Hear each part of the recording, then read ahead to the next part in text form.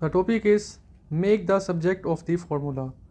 इस टॉपिक में हमारे पास एक इक्वेशन होगी और एक वेरिएबल को यहाँ पर मेंशन किया होगा।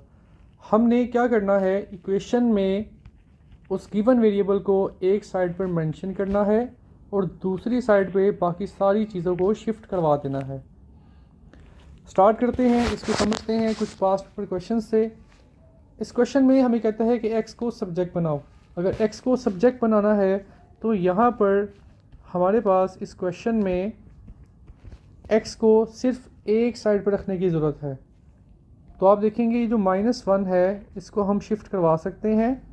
सो आपके पास ये बनने वाला है y+1 = 6x।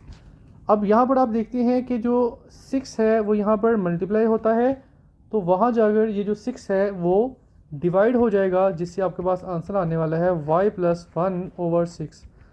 अब आप देखते हैं कि आपने इस वेरिएबल को सब्जेक्ट बना लिया है और यहाँ पर आपने बाकी सारी चीज़ों को शिफ्ट करवा दिया है।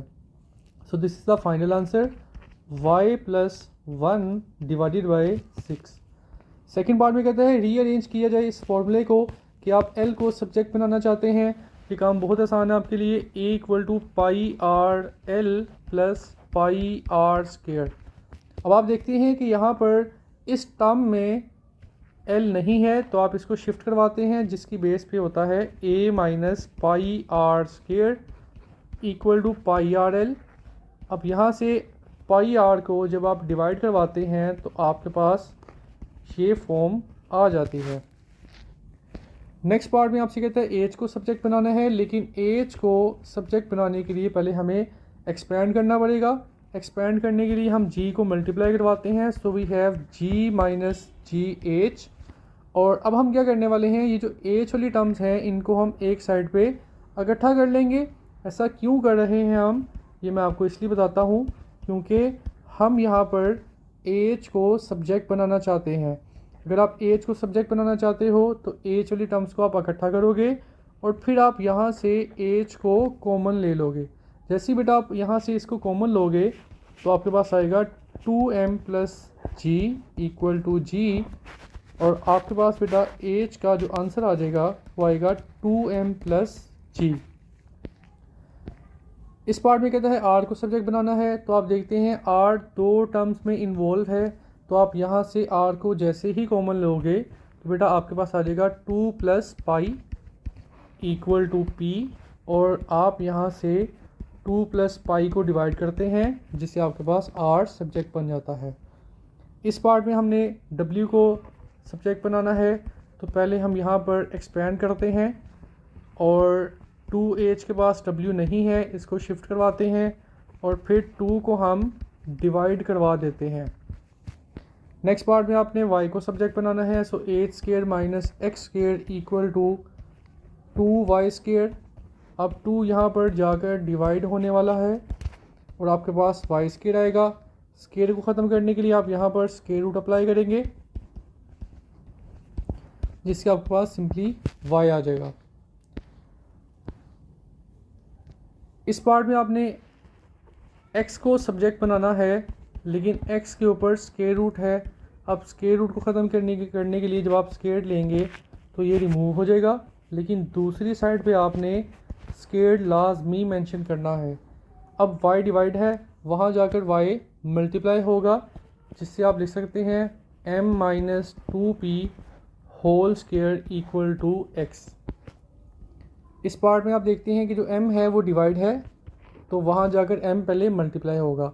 ऐसा हम क्यों कर रहे हैं, ताकि हम लिख सकें pm = k + m। अब जैसे ही आप फ्रैक्शन ख़त्म करते हैं ना, तो आप अपना क्वेश्चन 50% सोल्व कर लेते हैं।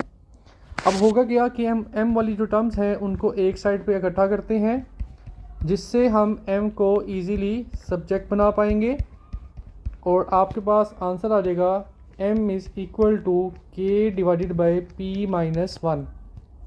k / p - 1 जो है वो आपका फाइनल आंसर आ जाएगा। अब अगेन आप इस क्वेश्चन को ट्राई करें कि यहाँ से 2 - m डिवाइड है, वहाँ जाकर मल्टीप्लाई होगा, लेकिन बेटा आपने ब्रैकेट को इग्नोर नहीं करना।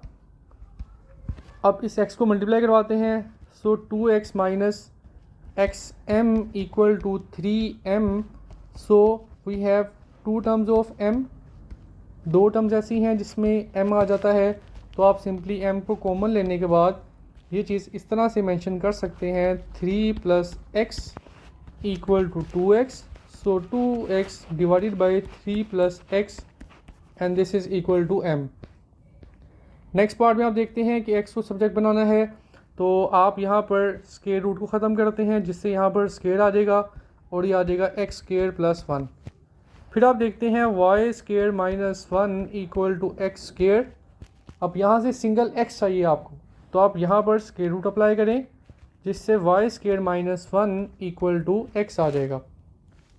बच्चे यहाँ पर अब सोच रहे होंगे सर हम यहाँ पर इसको इस तरह भी तो कैंसिल कर सकते थे, ये लो ये सर ये कैंसिल कर दिए, ये लें। नहीं बेटा ऐसा नहीं कर सकते। ऐसा क्यों नहीं कर सकते? क्योंकि हमारे पास यहाँ पर होल स्क्वायर रूट है, होल स्क्वायर रूट हमेशा होल स्क्वायर से ही कैंसिल होता है, ठीक है। तो आपने यहाँ पर ऐसा काम बिल्कुल भी नहीं करना। नेक्स्ट पार्ट में बेटा हम मूव करते हैं, तो यहाँ पर हमने जो मूव करना है वो 4 है। बेटा जैसे ही हम 4 को मल्टीप्लाई करवाते हैं तो 3m + xy equal to xp आ जाएगा। हमेशा बेटा फोकस करें कि आप किसी तरीके से ना डिनोमिनेटर को ख़त्म ही कर दें। ये 4 डिवाइड है, वहाँ जाकर मल्टीप्लाई होगा। सो आपके पास ये एक्सप्रेशन आएगा 4 × 3 = 12, 4xy इक्वल टू xp। अब आपने यहाँ पर x वाली टर्म्स को एक साइड पे इकट्ठा किया जिससे आपके पास ये एक्सप्रेशन आता है। 12m को आप वहाँ पर डिवाइड सब्ट्रैक्ट करवा देते हैं और यहाँ से बेटा आप x को इजीली कॉमन ले सकते हो।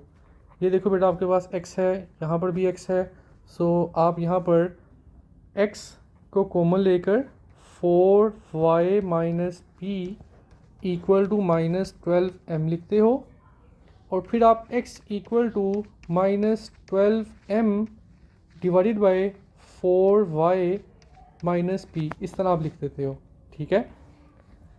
नेक्स्ट पार्ट में देखते हैं कि यहाँ पर -9 वहाँ जाकर +9 होगा तो b/5 आ जाएगा। कुछ बच्चे कहेंगे सर हम यहाँ पर एलसीएम लेते हैं, ठीक है, लेकिन आपके पास ये क्वेश्चन आसान तरीके से हो रहा है तो आप इसको कर सकते हो। ये आपका फाइनल आंसर है। आप अगर इसको एक्सपेंड करना चाहते हो वो भी ठीक है और फैक्टराइज फॉर्म जो थी वो भी ठीक है। ये दोनों जो आंसर हैं ये एक्सेप्टेबल हैं। इस क्वेश्चन के 2 पार्ट्स हैं। पहले हम इसका सेकंड पार्ट करते हैं जिसमें आपने d को सब्जेक्ट बनाना है।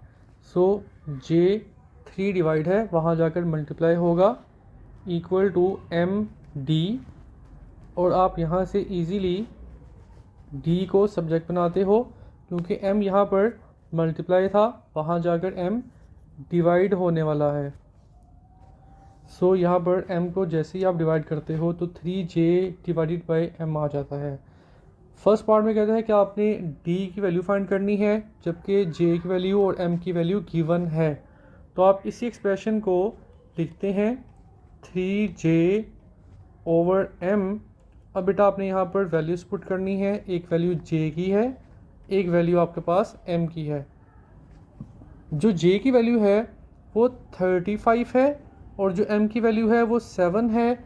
अब आप देखते हैं 7 1 = 7, 7 5 = 35, सो 3 5 = 15 इज़ द फाइनल आंसर।